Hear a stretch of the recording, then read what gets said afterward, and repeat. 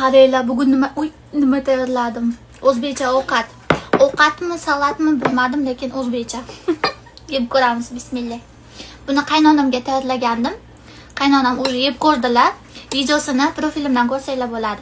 Endi men yeb ko'raman. Bismillah.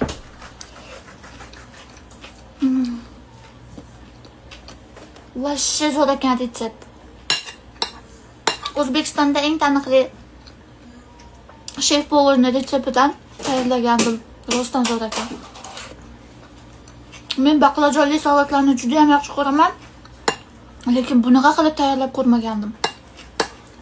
Vashshe zo'r ekan. Retseptini profilimdan topsanglar bo'ladi.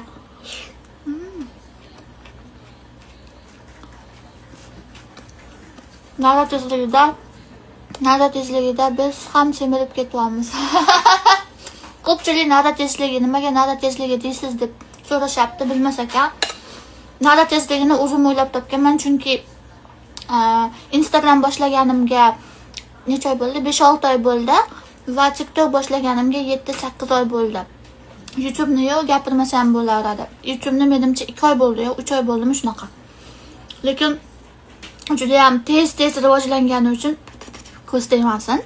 Shuning uchun nada tezligida deb gapiraman.